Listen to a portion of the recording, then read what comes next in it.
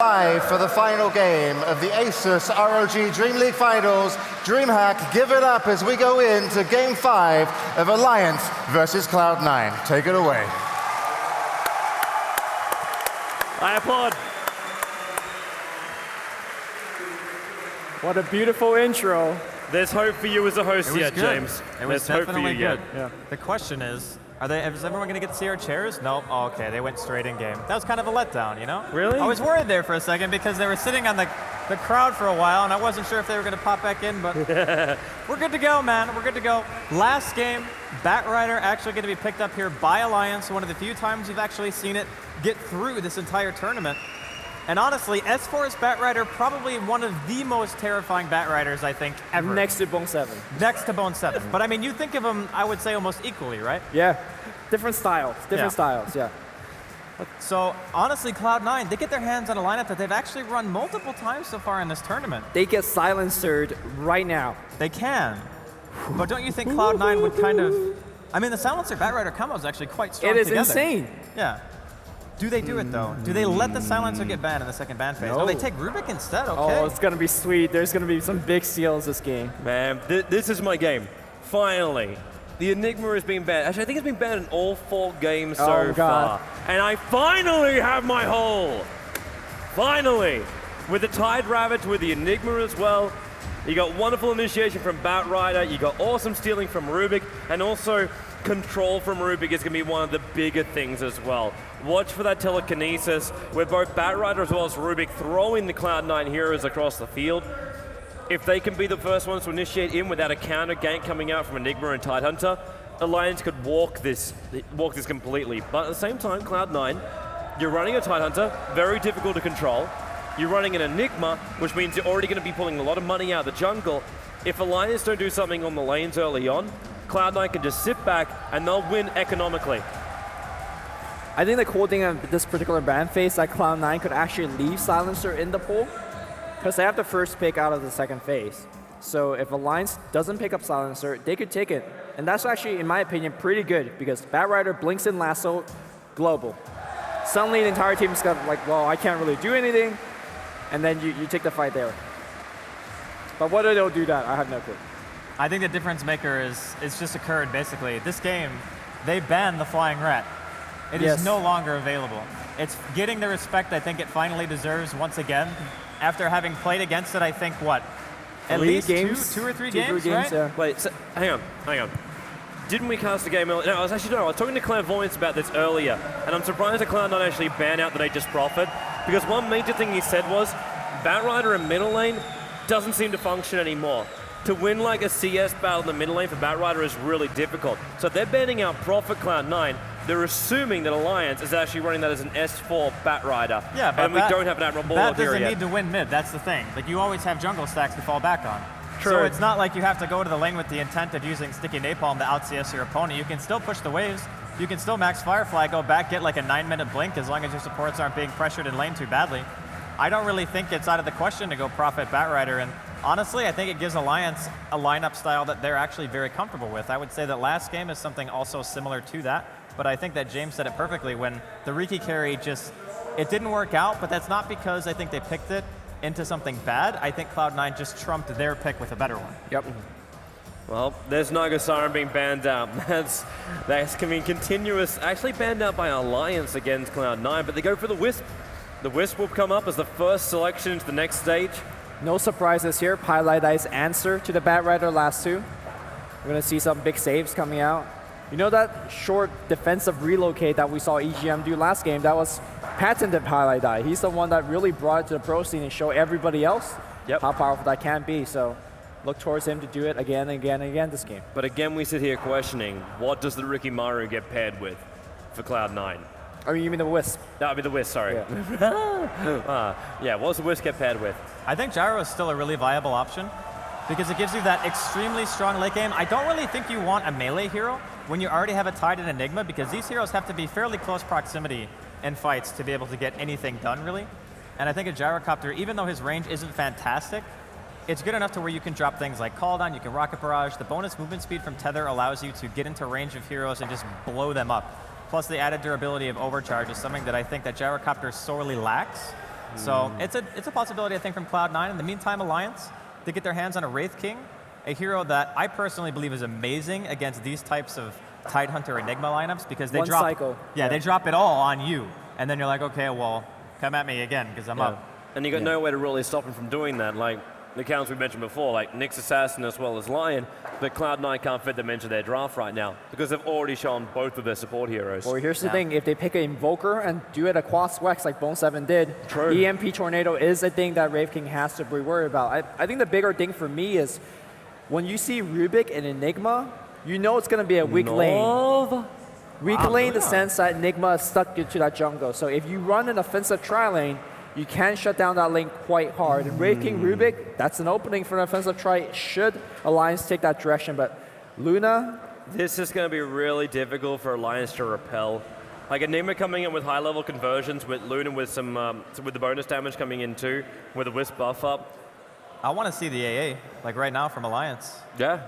Just go AA, Rubik, Wraith King, aggressive tri-lane. Perfect combo. There's no way a Wisp will ever be able to contest that. And even if you send the Enigma in, you're potentially going in at a Wraith King who's still relatively tanky in the laning phase. You always run the inherent risk of aggro tri-lanes going badly for you. But I actually think that Alliance in this case, we get the bear. Yeah, it's Bulldog's other forte. Yeah. Which instead of a rat, it's a bear. Yeah, man, I'm with you on this one. Like aggro tri-lane with the AA, Rubik as well as Wraith King. I doubt it's going to happen now though because they pick up the lone Druid, which makes me like question mark it because you don't. If you're going to pick up the Ancient Apparition, you do it now. Like we're picking the lane up. I'm pretty sure Cloud9 is sitting there going, yeah, they probably could be doing that. So they could just ban that. Yeah, they just banned it. Okay. Yeah, they just take it out of the pool. So now Alliance are kind of missing that extra aggression. They're going to find something else to combo with the Rubik as far as that secondary support goes. I think if you're Cloud9 and you see something completely scary, like coming at your, for example, like Veno, just throwing one out there, not saying they're going to pick Veno, I think you just dodge. You go Wisp Luna and be like, hey, I'm going to go top. It's not unheard of for Cloud9. In fact, they ran Silencer carry top on Radiant. So we'll see how they expect the lane. I'm getting a lot of voices talking to me. Yeah, we're hearing a highlight video in our ear right now. Yeah. We had the Counter-Strike stream coming through, I think. Cloud9. Okay, last selection, boys. Last selection. They got a lot of time left on their hands to choose this one. They need a mid that has a lot of single target lockdown. Because right now, if you see a gank, you don't want a Radverse for it. You don't want a Black Hole for it. You need something like a Magic Missile-esque. You know, something single target, something good, get a quick kill. They're going to get Razor, so Sing Razor. I haven't seen that too much, but in terms of a Batrider matchup, you give him the link and you run at him early level-wise, not much a Batrider can do about it. Again, I want to ask you a question about laning. Because whenever the Wisp comes up, I always instantly just consider like a dual lane in the middle lane. But could you actually run Luna and Wisp up against the Batrider? Like, who would you think would favor in that matchup? I mean, I think the Luna would clearly get farm, but I don't think it's a lane that you necessarily want because I think the Wisp is better off just going and pulling the top lane because the Luna's going to be able to lane lock pretty easily unless Alliance plan on going aggressive, in which case a dual lane mid might end up being a little bit better just for the sole reason that your Luna can actually farm. Yeah, and then it's Razor who gets to deal with the top lane. Yeah, I mean, they'll decide basically when they see the last pick what they feel the best laning choice is, so it's too early to say because Rubik Wraith King +1 could be offensive, it could be defensive with the lone Druid off lane and just trying to get whatever he can in that sense, so. Hey. Enchantress, okay. This could still be aggressive.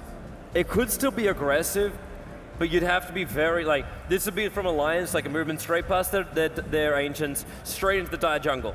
Yeah. Like, control it from the very, very get-go and get him behind the C9 lineup. Here's the problem. Luna gives you auto-control of level 1. Everybody gets +14 damage. You have the highest base movement speed of all the heroes here. You run forward, and unless they have a boots of speed first, and I don't think Loda would go boots first on his guy, you just run away should you feel like you can't take that level 1. I think Cloud9, whatever jungle they roam into, they will have the stronger level 1 fight. And that's going to give them a big impact in terms of scouting those lanes, laying down the Sentry Ward against Enchantress if they want to invade. I actually, like, thinking about it more, I would actually prefer Alliance to go defensive. Just because if you're playing Wraith King in this game, you want to really get to Blink Dagger, and Batrider wants to get to Blink Dagger as well. You can use the Enchantress to try to control the pace of the early game. Maybe you get a good creep, like a Wild Wing Ripper. You can help mid pretty significantly with that, just by putting down like 1 or 2 tornadoes. Harpy creeps are also great. You probably won't be able to gank the offlane that reliably, just because Rubik doesn't really add any damage to your gank unless you get really lucky with bad positioning. So I feel like Alliance, they could play it a little bit passive in the early game and not suffer too much for it. Also remember, stacking the jungle for Batrider is extremely important to make sure that he hits a good blink dagger timing. So with all those things in mind, I think it would actually still be good for Alliance to go defensive. So if you do go defensive for Alliance, Cloud9 is essentially farming 4 lanes. More or less, yeah. But I mean, that's scary. You're trading it off with Cloud9 still basically doing the same thing, because they would be farming top, they would be farming the woods, they would be farming mid, and bottom would be the only one that is potentially not going great for them because Tidehunter is not going to be able to get much EXP. Okay. So it's like, our Enigma's going to maybe get a blink or a very quick mech, probably leaning towards the latter, and then our Enchantress is going to try to help us control 2 lanes. So, different strokes for different folks. What a phrase. What a phrase. I'm going to butcher that one up someday, and it's going to sound terrible. It's going to be awesome, because I'm going to be sitting beside you, man. We ride together, we die together. Okay. Bad boys for life. You just keep giving him stuff to screw up later. Well, he's never seen like any movie, so it's always funny to drop like these quotes on him because he has no idea what they are. I learned quick, man. I learned quick. Do you not own a TV? Who has time for that? Times tables, man. Times tables. That's all I'm going to say. You play Sudoku in your spare time. I'm playing Sudoku right now while I'm casting Dota. What a multitasker. All right, the game's on. Yeah. But it's the last of the last games between these two teams. I'm noticing that Alliance isn't moving aggressively into the C9 jungle. It's like no risk. We're not going to get caught out if we stay on the high ground. So it does look like Alliance, though. They just throw Admiral Bulldog towards the offlane, give him 1 Observer Ward. Interested to see where he's going to plant it, if he looks to try and block the pull point, or if he's just looking to know when C9's coming to gank him, because obviously he's got the bear as well. While then on the bottom lane, it's a hard farming loader as the Wraith King. You got RK inside of his own jungle. They're actually a fair way too, so they will be able to have complete control of their jungle. S4 is in towards the mid lane, and that just leaves the rest of Cloud9, like a Bone 7 off laner. We've got mid laner Sing Sing, who's Wraith banding and they've been pulled a fair amount of consumables, and then they just try and make sure Eternal Envy farms up with Pilot Eye supporting as well as the Enigma, Aoi 2000. He's going to grab a creep from the bottom lane to start with, and then head into the jungle. So I think the only thing off noting right now in the beginning starting item is the fact that Batrider solo mid has gone boots first, which you needed against Razor. Yeah, you needed to jump away from that link. If the Razor starts boots and you don't, I think you actually just lose the lane.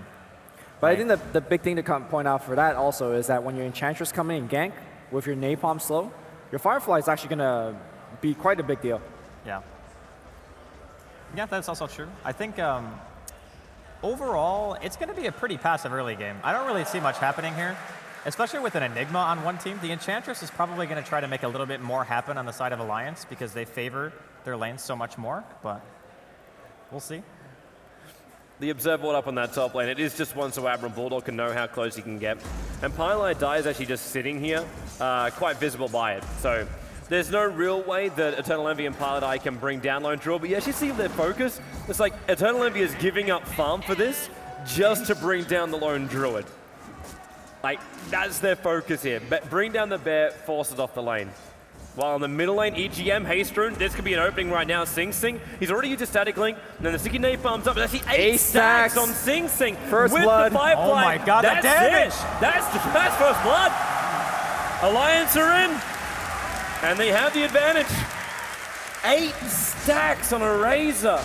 You only need one mistake like that, and suddenly the mid lane is completely lost. It frees up the jungle, do whatever they want. They could re-smoke gang mid, or they're going to go for Bone 7. This could be like the quickest 1-2 punch. These are perfect creeps for this gank. These are absolutely perfect creeps. Here we go. We're going to see the stun to bring things up. Are we going to lift or are we going to net? We're going to lift, toss him back. The net to follow up. Bone 7 ain't moving anywhere. Perfect. And we're going to see a second kill. This one will go to everybody. Absolutely flawless from Alliance. And this is one of the things that can happen to you if you don't actually invade, like Lumi was saying. If you don't ward the camps, there's a high chance that he's going to get at least one good creep. I mean, getting a Centaur and a Dark Troll Summoner together is probably, I don't know, the luck of the gods, if you want to call it that. Like, that is probably one of the best combos for ganking a Tidehunter like that. But still, man, that happens. And Alliance take a very good early game lead. The crazy thing is, too, like the gank on mid lane, Sing couldn't be expecting something like a haste rune coming up. Run, get out of there, Bone 7. He's gonna get stunned. The lift, toss back to double Centaur. 1 stun, 2 stun. Bone 7's dead again. The Swedes are on the rampage. He has to walk his way back. Now, keep in mind that in the past 3 games, we saw Alliance playing with a huge deficit. The test is real right now. Can Cloud9 do the same thing? They have the line to do it. They got the massive team fight. The only thing is right now with Alliance getting as much farm as they are, their initiation's getting through the roof. Like, Loader is not only going to be tanky, he's also going to have that Blink Dagger. And again, EGM zones out Sing. I think I was going to say before as well, the fact that the haste rune was picked up, it was 1:30 it was picked up. Like, Sing's like, yeah, the rune's not going to affect me anymore. They'll probably retake it and it was a useless kind of rune. But they held the haste rune until that point when Sing was just a little bit too far out. That's, yeah. But hey, there's one upside. Aoi is still farming in the jungle. He's up at 4 3/4 of a level. Not too shabby. Luna has had no real problems as well, 16 for 2 up here. Batrider, funnily enough, has the highest CS on the board, which is ironic after what I said before. And then on the bottom lane, Wraith King, he's actually only got 7 for 6. Yeah, I was actually have that much fun when you look at him. I was actually going to say that, but then I remembered, oh yeah, Alliance actually lost their lanes and still managed to take the game to like 45, 50 minutes. But I mean, they had an Nature's Prophet that game, so it's a little bit different. It isn't really that much of a shock that the Loader's not farming that well against a Tidehunter, because Bone 7, even with 2 deaths, he's still extremely durable, and against other melee heroes, he's fantastic at just being disruptive. So think of him as like a mini Darkseer in a way, except he doesn't push the lane as hard. Well, for now, man, I'm wondering if Alliance are happy with just slowing things down. Like, S4's on his way to a Blink Dagger. Loader's just trying to catch up on a little bit of farm down there in the bottom lane. And Admiral Bulldog's managed to hit, 3 and a bit levels, almost 4. But there's still an Enigma free farming. There's still a Luna that's free farming. And when these guys are ready, like, you got almost, like, 3 points up of conversions and you soon have a black hole. Which means C9 can force the top tower. Which means Alliance must respond. And they're actually, are they switching this up? Okay, they're giving levels to Admiral Bulldog in middle lane while S4 was just away. And S4 is also got a haste rune and almost about to crack level 6. Now, I'm just wondering if this is actually good for C9. Like, you got space. I know we're only 4 minutes, 30 seconds in, but this Luna and Enigma are just free farming. I mean, Admiral Bulldog has been playing against Trilings on his bear for such a long time. To see that Cloud9 has actually successfully zoned him out at level 3, he's not a hero that you could jungle, you know, and catch back up, so. They're switching. Yep. Did it kill his spear? I guess so. He's been using his bear to basically double stack the creep wave up on the top lane, so it's taken a lot of damage. I think he's just resummed it over the phase, sending it back. Yep, he waited for level 6, triggered the haste rune, Pylai Die though, comes in, makes sure Sing's got a little bit of extra support, but there's 3 heroes here. Okay, look how slow he's attacking, but it will be enough. 4-0. 4-0 after such close games. But now top lane, this is the push I was talking about. The critical thing in that gank is I thought the unstable current purged the haste and you wouldn't die there, especially with the Wisp coming in, but they had so much damage. The flame break was huge.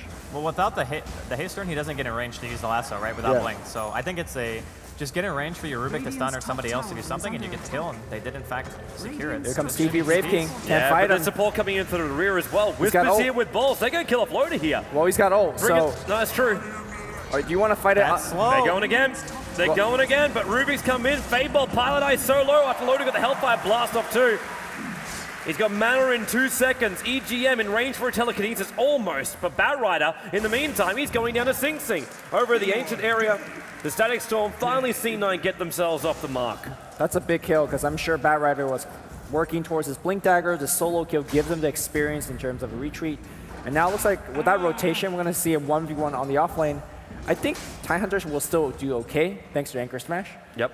But it's always nice to TP in the lane and get a kill when you're transitioning like that. Loda doing a very good job on top. Yeah.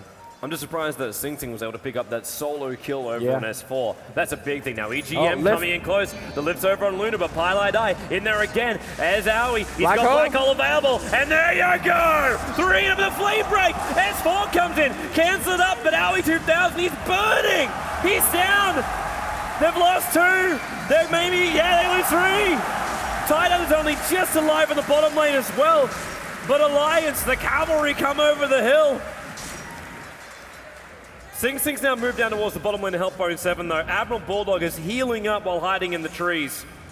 Bone 7 was actually really close, so was Admiral Bulldog to death at the same time that fight was going on top. This reminds me eerily of that 18-0 game yesterday. Yes. I mean, thank God Cloud9 have at least a kill to the name right now. But, I mean, EGM and Ake are just doing absolute work. Ever since the really good creep spawns that Ake got in the jungle in the beginning to be able to kill Bone 7 in the offlane, then killed him again with double Centaur and Lift. It went Troll Centaur to double Centaur. Yeah, there's not really that many creeps where you can actually get kills like that. But he actually gets the perfect combinations. Not to say he's playing anything less than spectacular in Enchantress, because he is.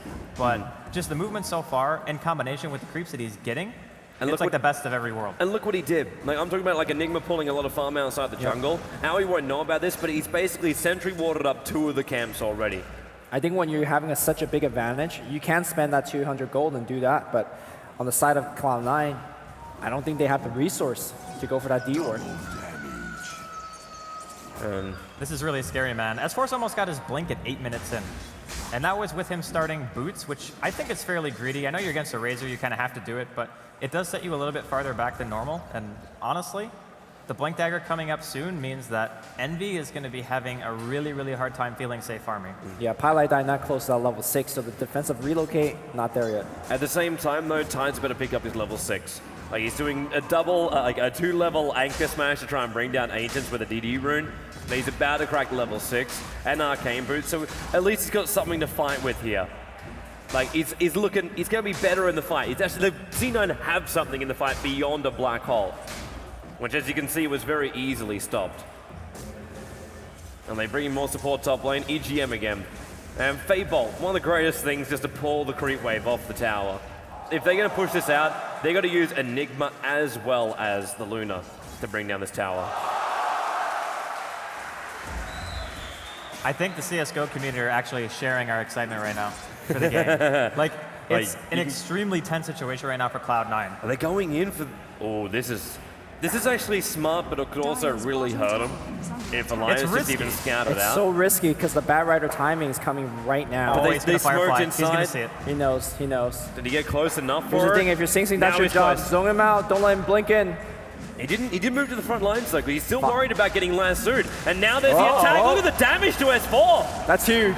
Yep, now they can't finish it up. The Centaur comes in for the hoof stomp, but Alliance have to look for a trade-off. Attack the tier 1 towers on bottom as well as top. That's their trade-off now. They cannot contest Roshan without the Batrider.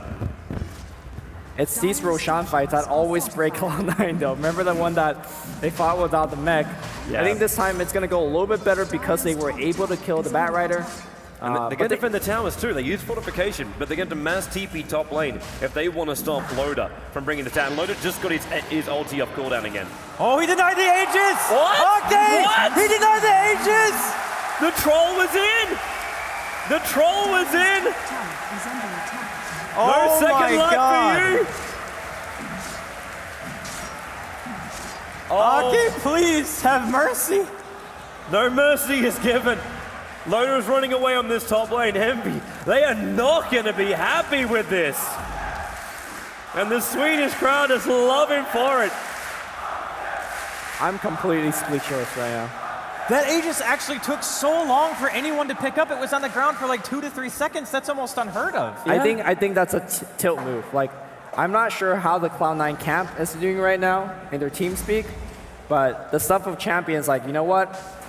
They needed that so bad. Well, they actually needed that. At the very least, they got the gold, they got the experience. It's not the Aegis that can protect Envy. They definitely want that as well, but beggars can't be choosers right now.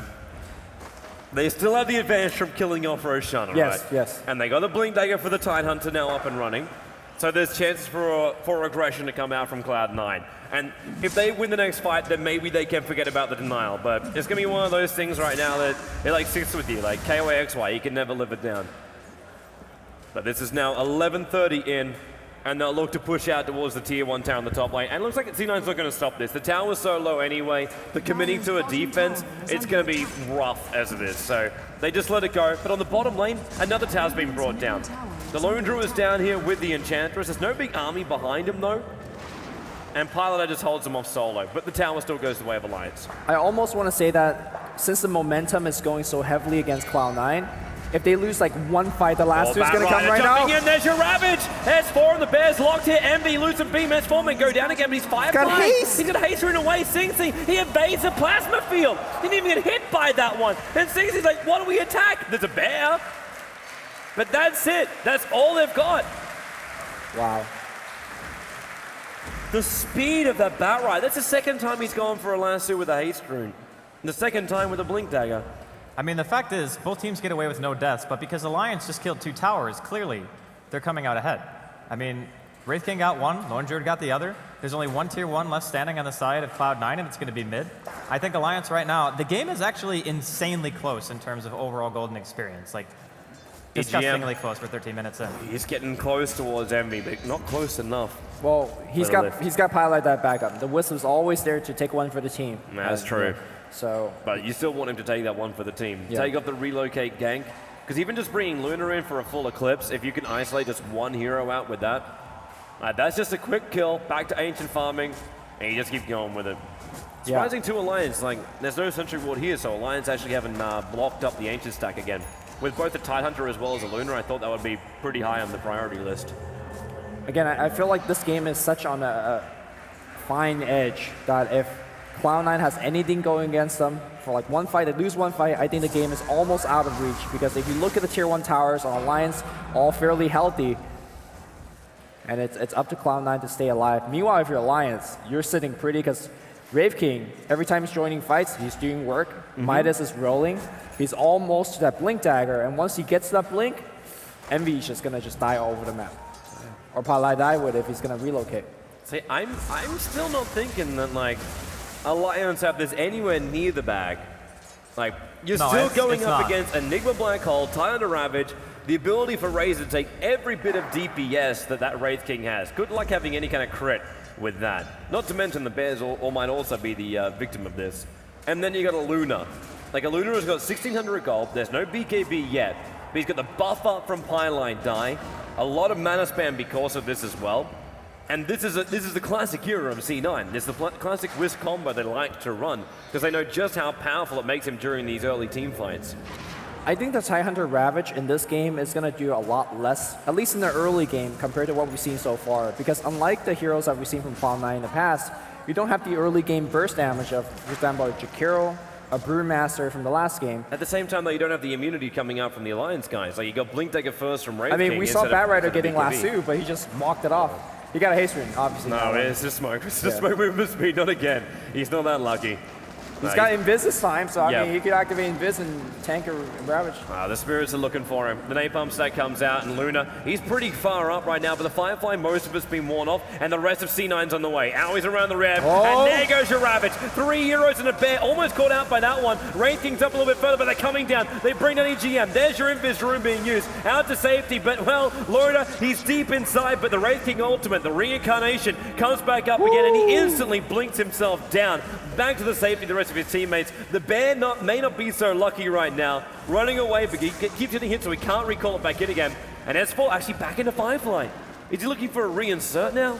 They're all low. Not under the tier 2 tower. They're all low. There's no Ravage. I don't think they actually back here. Yeah, I mean, you just lost Reincarnate and a Rubik. Rubik's going to TP back to a tier 1. You're down 1 Ravage. And with the Rubik coming back, the Black Hole's not going to be a reliable way of canceling it. In fact, Cloud9, despite quote-unquote winning that fight, I think they back off and give up the tier 2. That would be the safe thing to do. Yeah, with no blink on the Enigma, you can't hope to contest, because the Rubik can just sit as far away as he wants, knowing that blink Ravage is not on cooldown. They're holding out right now, but there's no Firefly over on the Batrider, so even if he gets him, you can't drag him back. And you've still got Maleficus, you've still got, like, okay, you lose some beam if he grabs him, but like, you've got to relocate out from Wisp. Like, you're seeing the positioning of Pylite Die. He knows what to do. He almost wants the Batrider just to jump in, so they end up wasting a lot more time. But now it's C9 who is stuck with a lot of heroes in the bottom lane, and no one to fight. Maybe the tier 1 tower has to be their next objective, because they have to take a tower. They haven't taken a single tower, and we're 16 minutes, 30 seconds in, with an Enigma as well as a Luna. I mean, when you say it like that, they haven't taken a single tower, and you look at how Alliance actually are playing the game. They're playing it like they're very far ahead, when in reality, they're not really that far ahead at all. It's just a matter of... It's like 2.5K. Like, yeah, they're always even aggressively positioned. They're going to trade towers right now. There's going to be a glyph popped by Alliance, also by Cloud9. But they're going to be trading tier 1s, which I think honestly is fine for either team. Losing the mid probably a little bit more painful for Cloud9 than losing a safe lane tier 1 for Alliance. So maybe a slight edge there, but it's still... Oh, TP top. RK, is he going to consider coming up here to help him out? Because he's still got that Blink Dagger Lance 2 available here for S4.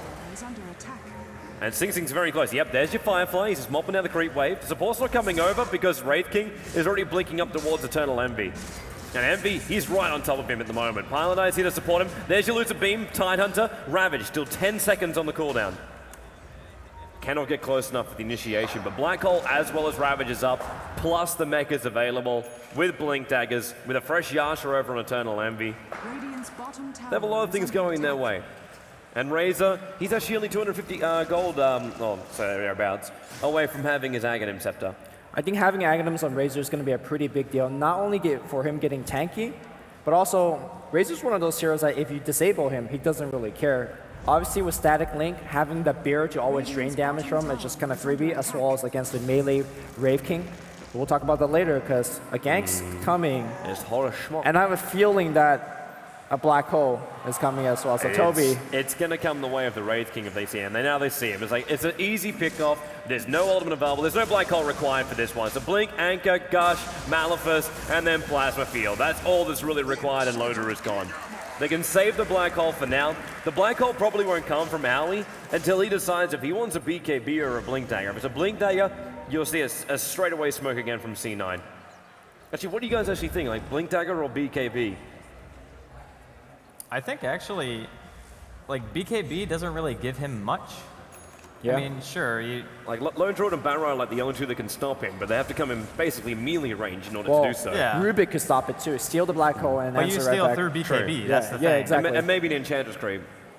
I don't know. Yeah. I would go gives Blink. it gives you some security because if you BKB and you actually get the Rubik, you know, okay, 100% I'm good, right? But at the same time, you're never really going to get that good of a position if you don't already have a Blink Dagger. So, Well, he's got the money for the Blink. So if he's going to make the decision, now would be remotely the time. And he's going to need it too, because Batrider up on the top lane. Going for Envy, Flame Relocate. out, and yep, there's a pull out to safety. Now, TPM, they're coming to stop this. They have Ravage. Yep. They're staying close enough that he can just relocate back into a better position, and they actually let him go. And the Firefly's there. EGM is very far up though, and Bone 7, he's already used his Blink Dagger, but EGM, he's going to try and TP himself out in the tree line here, and they're not going to see him in time. Beam. Lizard Beam, not fast enough though.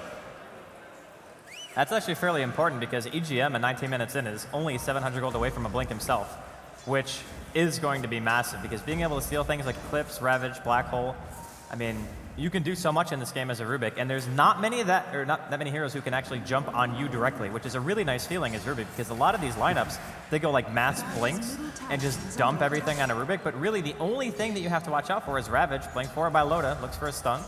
Can't find it though. S4's going to try and find one though, Fireflying himself up. You can see Bone 7, but doesn't go straight in for the jump. He's waiting for the 4-staff, which is coming on the courier to arrive, and then he'll be happy to jump, but it's already too late. C9 have backed themselves up, but C9 don't have like this wonderful split push kind of thing. Like they want to be able to fight as 5, but they're picking out the fact like, and the big man's up again. So C9, maybe this time they can hold on to the Aegis. We'll see. If 2 Aegis Denies happen in the game, I will actually eat my Well, shoes. Toby and I casted a game. Toby and I cast a game that happened like is that like a 3-4 Bulba times. bet though? Like is that like a Bulba bet? It's a Bulba bet. Yeah, you're talking about the Fnatic game though. With Fnatic game. That was like Wolf Denial every single time from Lycan. That was a wonderful game. Well, I think this is a risky Roshan. Kill that here comes the Centaur. Batrider's Just coming kill in. it. Batrider's coming in. The Centaur's not being killed, man. Flame Break pushes them back. Now the Centaur does go down, but Roshan, 2,000 life points. Batrider, the Firefly, it's not enough time left. He can't blink in and try and stop this one. And Aegis Immortal is picked up by the Luna. Congratulations. So they made up for last time. Loda, in the meantime, he picks up an armlet, so he's going to be dealing a pretty substantial amount of damage now. He only has 2 points in Immortal Strike, though, so a couple more levels before that crit's really going to start dealing a good amount of DPS. Envy with the Aegis, I think they might be able to take a really good fight, maybe just use it to defend, because late game Luna is still going to be a terror to deal with, especially backed up with things like Ravage and Relocates, Overcharge, Black Hole. There's just so many nice supplemental abilities that you have on the side of Cloud9 that a Luna normally feels pretty scary, but with this type of lineup, it's a death ball. Yeah. Well, even though it's a death ball, keep in mind that because Alliance has a tower advantage, if Alliance, for example, wins a fight in front of Cloud9's base, with the Bear, you maul down that Rax quickly. Whereas for Cloud9, you have to work through that tier 1 and tier 2. So that early game advantage Alliance is holding on, the map advantage, it's going to be a pretty big deal in these upcoming fights, should Cloud9 actually win them. Now look at Alliance. They've got there's such an aggressive observer ward inside the dire side jungle. They're seeing exactly where the moments are, and that's a haster in Bat Rider. Third time again. Looking for a Blink Dagger in with 4-star available. He's got MV Sing Sing as well as Pylai Die here. The more support's coming in. They see Bone 7 as well as Enigma, and there's your jump in. Anchor Smash only. No Ravage to follow up with this one with the Hellbear and the Wild Wing. There's still a lot of armor coming in, and now that's Radiance Burn over on Sing Sing. He's got the Plasma Field up, but he's not staying close to anything else apart from this Bear, which is just stalking the Cloud9 lineup. They have to trigger the mech off just to get rid of this, and they've already used the Aghanim Scepter Razor Ultimate. Now Blink. That dire observer ward, it let him know where S4 is. And S4, still no Firefly, 1 second, the Bear's in, but then Loader, he's right on top of Pylai Die, able to tether himself away, but Loader, very low on life. He goes down, the Bear just getting mopped up right now. Eclipse is stolen right now. This could be the counter fight. Here comes EGM. He lets Eclipse lose the damage output. Not exactly too good. Gets taken by creeps. Meanwhile, looks like Bat Rider did not get a lasso off. Relocate's going to get used. They're going forward, but what a flame break. Get out of here, S4 says. Can he make it out of life? No, he can't. And this is now the time for C9. They've still got Ravage, they've still got Black Hole available, and you've got no Wraith King Ultimate, you've got no, well, Rubik at the moment, he's already stolen something, you'll have to steal something else. Now they're actually call out Loader in the tree line. The Static Link will connect up, and Loader, well, he turns off armor, on armlet, gushed up, at least he stuns over on Eternal Envy, but there's another kill coming the way here of Cloud9. And they'll move into the tier 1 tower. With the amount of force they've got, they could just bring this down without the creep wave. No backdoor regeneration, fortification is available for Alliance, and they will use it. They have 9 seconds until the Bat Rider is back up again, but there is no Loader available for this engagement. And it looks like C9 will just be happy with what they've got. They take the tier 1 town, they get a couple of kills, and they back up. So the big thing to remember here during that entire engagement is that Bulldog fought with 1 Bear. He did not have the resummon on the Bear, and it died very early on in the fight. So a Flame Break knocked Bone 7 to the high ground. He's forced to TP back to base, means no Ravage, which is okay. But the Bear is actually so much more impact because of the Radiance and the Maelstrom, and being able to stop any kind of chase coming out because you're just consistently getting burned, that Cloud9 feel totally comfortable chasing. This Ravage There's is going to be some trouble. There's your Ravage on a Bulldog. Cold EGM on the side. He's already Anchor Smash. There's no good steal to come up from this one. As Aoi trying to catch up to any kind of support on the side, but Bone 7 logged in here. They're able to get the kill. Wraith King the one to claim it. The Meg Charge will go off from Enigma. He's going to turn to a Black Hole. There's no other choice right now. But then again, EGM is so close. He doesn't want to risk giving it away. And Sing Sing, he's getting body blocked up by the Enigma. Maleficent on the Bear, making it difficult to follow. But Loader blinks himself in. There's 5 heroes in range, but already Loader gets himself a double kill into Sing Sing. S4 is right behind him. Blink Dagger, 4, 3, 2, nope, he gets hit again, but Loader, he's got his. 4 napalm stacks, and he jumps in. They're going for 2. They go for Pylai Die to already ending the dominating spree of the Razor. And Pylai Die, the Bear is burning him down. And Envy, he's stunned. They're going to go for a full team wipe here. Impetus damage, Dragon back, they got him. Buyback comes from the Razor, they're protecting. Whoa, everybody's back. Buyback, they need kills, they need pills, and they need it now. There's actually, well, there's a Blink Dagger over on Aoi. He's trying to chase down, they see EGM at the same time a little bit further up. Yeah, they pick off Arcade, down to EGM. Eclipse will go again, but he dies straight away. They get 2 hero kills for a triple buyback. Well, they need to get something more than just that. Tier 2 is being very pushed on the bottom lane. Creep Equilibrium is there, so if you're a Cloud9, that's where you go. But S4, I think he's thinking about burning that creep wave down. Nope, he doesn't. They got the creep wave with them for C9, so there's no stopping this. That tower's so low. Low it is. Do you go high ground here? No. Your Enchantress and your Ruby's coming up shortly. A Fade Bolt and a Bat Rider with Lance 2 up and running. It's going to be so dangerous. I know you got Black Hole with a Blink Dagger, but still, you lose too much. And look at even Lone Druid, like the Radiance Burn's pushing at the mid lane. The tier 2 tower is almost gone then. Envy has to deny this. There's no choice. It's been such a long time that Bulldog's actually been able to go to a fight with everything. Like, not having a second Bear is actually a huge deal during these engagements because he had to basically sacrifice 1 just to get the kill on Pylai Die, resummon, which means that if they kill it once, which it's been taking a huge amount of damage from the Eye of the Storm coming out of the Razor because it's always chasing him at the end of the fight, right? You want to get the kill on Sing for sure. So If he can actually go into a fight with 2 bears, I think we're going to be seeing a much different outcome than what we have been currently. Also, this Bear Radiant is just making Bone 7's life really difficult. Yeah. That Blink Dagger is never really getting more than 1 or 2. So maybe he's thinking about getting a 4 staff. That's what the Staff of Wizardry for. Also, Razor seems like he's going for Eye of Scotty. Yeah, that's the only other choice he's got when he picked up a second point booster. After already having the Aghanims, of course. I think just tanking up and making sure that you can stick on your static link is really nice. So in that sense, I feel that Scotty is good. And you can also make the argument that movement speed is also, I mean, equally as good just because you walk faster, but it's actually better to make somebody walk slower because the rest of your team can actually catch up in that case. You're not just running so fast that you're a race car and the rest of your team are turtles, right? Only when you're chasing. Only when you're chasing. Only when you're chasing, of course. But I still feel like it's a solid choice, just overall tankiness. And because of the fact that you're against a Lone Druid Bear and you're against a Wraith King, both of those are melee. Yeah. Now, Have you actually seen what Admiral Bulldog's done to try and protect that bear by putting the Hood of Defiance? He took it off himself and put it on the bear. I think as soon as he finished the pipe, he'll move it back. There's another haste rune over on the Bat Rider. He's got another haste lance still available for Res 4. This guy's getting so lucky on the runes. Here we go. Yep, there's your Firefly. Haste rune's triggered. He wants the opening, got it. Sing Sing, drag back. Tide though, Blink, Ravage. Hit on 2 with the Enigma. He's coming in for the hold. The Blade Mail's already up though, and the Bear's right on top of him. They've already got 1 down. Arcade dies on the silence with Eternal Envy getting a great eclipse off Sing Sing. 63 life points. The Bear will bring him down. Wraith King's alive. Bone 7, no anchor smash. They're able to get more kills here, Alliance, and they go in for Envy, and they got him on the top. The attempted relocate, but it was on the wrong target. He went to a creep instead, so No, he died. Safe. He just died? Yeah. So it just severed it. Well, Pally dies like, okay, what do I do here? I think this is where AEI comes to him so he can relocate. Oh, Tetherweight? No. Dead. 4 down. And Alliance have a chance to break the base. They can go straight through mid. There's no Ravage, there's no Razor Ollie, there's no Eclipse.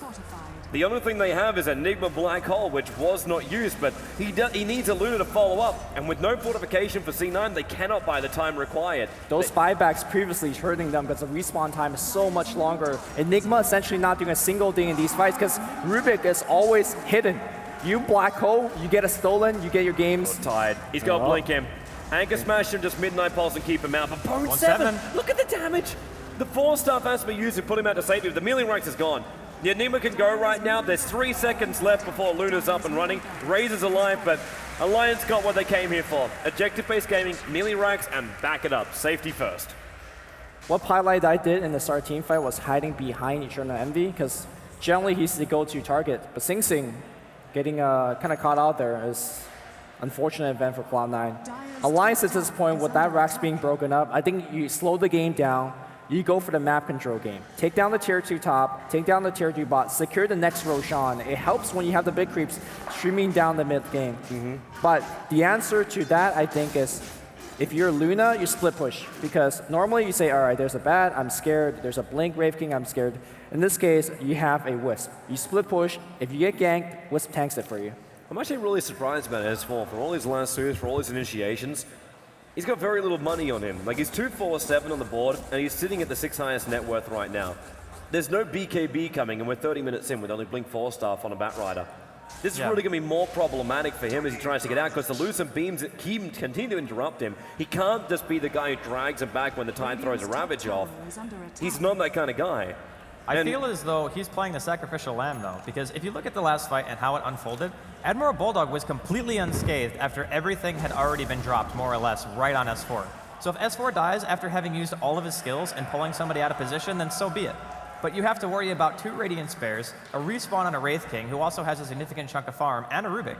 And all those heroes were still alive after Ravage was already on cooldown, and the only thing left would have been a Black Hole, which I don't think Aoi could have even cast if he wanted to in that situation. Yeah. So I think it's actually more than okay if Bat Rider goes in, pulls somebody, might die for it. Here comes the Blink Ravage initiation. C9 just walked past 2 Observer Wards, so Alliance are feeling so confident where they are, but Lucent Beam loaded, but all 5 heroes from Alliance are ready. S4 waiting for the jump in right now. Loader Blade Mail is up and running. They want to stop attacking, but Envy triggers the BKB. Loader is so low in life. Ravage is keeping the rest of the teammates out there, and that's only all they've managed to bring down is all relocate. He saves Sing Sing, just dragging him back a little bit further. The Rubik is the only casualty of war, but with Entangle on Aoi, he can't really do much more apart from just Malphus over on the bear. And C9, I think they're just happy with the fact they got one kill They should and take the didn't lose fight. too much. They can take the fight because they can finally use Black Hole, but they're so low thanks to the Radiant Spear that they just really don't have too much. I think the secret carry in this game, as per usual, has to be AEI 2000. I think you need to use your Midnight Pulse, because look at how tanky the Bear as well as the Wraith King is. It was so unfortunate that Smoke Gang came from Cloud9, and the first person that you ran into was a Wraith King, because killing Wraith King is not what you want to have to start the team fight with. Yeah, it's like the worst hero. He was the sponge. He was a full-on sponge. Batrider again is waiting around Roshan. Roshan is up and available, so C9, if they're quick about it, they can take him. Now remember, this is only 32 minutes in, but it's the third Roshan already available. And they still actually have, well, they don't actually have Ravage, but they still have that Blink BKB This is so Enigma. risky, man. So Flame Break risky. could push everybody up in the cliff. Oh my god. No one's up. The Midnight Pulse also making it clear. Where is this Enigma? He's watching at Ned's Whoa! Loader. Loader is being dragged back up. Remember, he doesn't have Ankh. He's almost going down with the Midnight Pulse there as well. He's still inside the pit. He's standing up for some reason. Roshan, but Envy standing his ground. Sing Sing as well. Platinum Field. Now the Black Hole stolen by EGM. Returned in. Sing Sing will buy back, but Envy being dragged back with the lasso. Brought down and Bone 7. He is praying in a corner. They don't find him, but they come back in, and Bone 7 will die in the Roshan pit. Luna is alive. They will try and bring down Arcade, but they can't finish the job. The sprites are keeping him alive, and they keep going in deeper. They come in, and now lose some beam stuns. They're going in deeper, Alliance. All the heroes are brought back, pushing up the daisies again. GG! Cloud9, after a second failed buyback attempt to hold the Roshan, lose the game to Alliance. And Alliance, in their home country of Sweden, will take DreamHack. I can't, like, the performance out of Alliance in this series is just spectacular. Even in the games that they were behind, they always had something to say. They never let themselves go quietly into that good night. Sorry, I'm just on a roll today with quotes, but I can't help it, man. It was such a great series. Going to a 5th game, Alliance, the hometown team, they end up taking it. Man, it was just beautiful play by them. It really, really was. Like, you looked at the play coming out from Cloud9. They looked so confident throughout the entire match. They had Enigma, they had Tidehunter, they had all of this stuff, and they still couldn't take it out. It was just great play. Love it from Alliance. Well, that's it for us at the caster table. Hope you guys enjoyed this. We really love casting these games. I hope you guys enjoyed it at home. But let's send it to Bruno. Take it away. Thank you very much, Lumi. Wow, what a finals, right? Absolutely amazing. We saw amazing plays from these two teams and everyone here in the tournament. I mean, let's remember there were Fnatic, Mouse, EG, and also Empire as well. Everyone played amazingly well, and we had the luck to see these great, great finals. So the team that lost today, they shouldn't be ashamed because they played their best. And I think if you're a fan of them, you probably are sharing a little bit of sadness right now, but you have to look forward to the future and know that this team, they can beat anyone. They played amazingly well today, and I'm sure they'll do great in the next tournament. So let's give a big round of applause to Cloud9.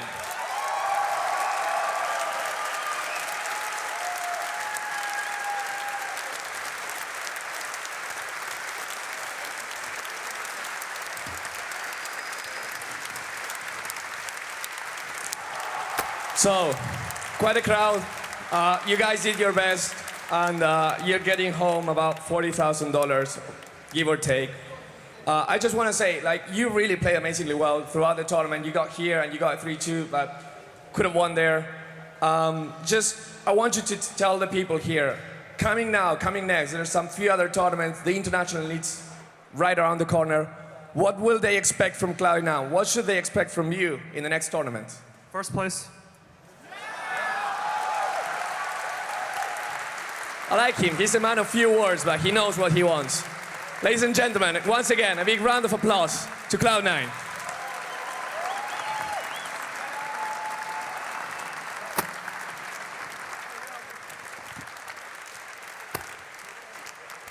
And then, a team that I think people like here, the crowd favorites, Alliance. I think Loda is going to get his 7th, 8th, I don't know. He just already lost count of how many DreamHack he won.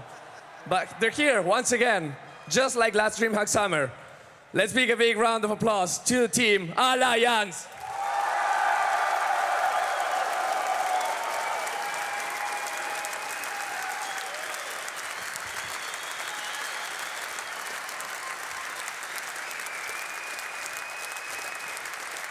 Loda, Yes. what's up?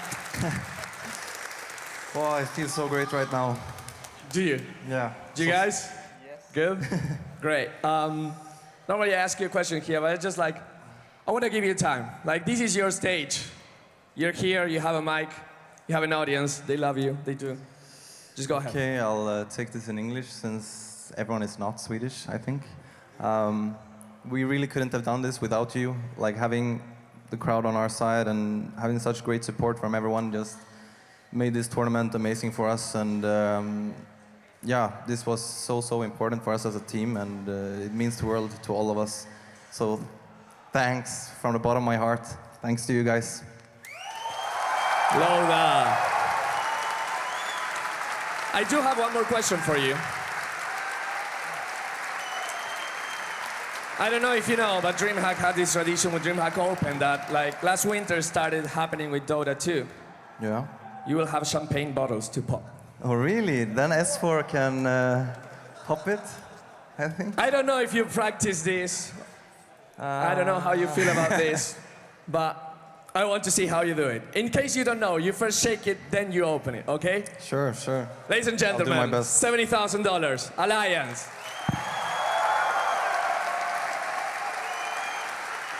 And now the moment of truth.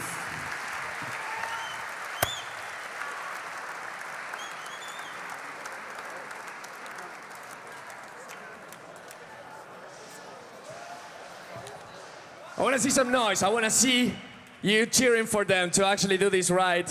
We want the picture. This is what's going to be like. Shake it, yeah, shake it, shake it, shake it, shake it, shake it, shake it, shake it, shake it. Now, you take it off.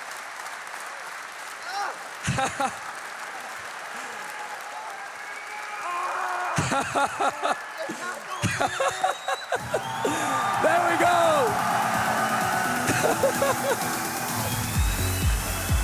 Come on, Laura, come on. Twist it, twist it. Screw. There you go, there you go, there you go. There you go. You know what they say? Nice guys finish last.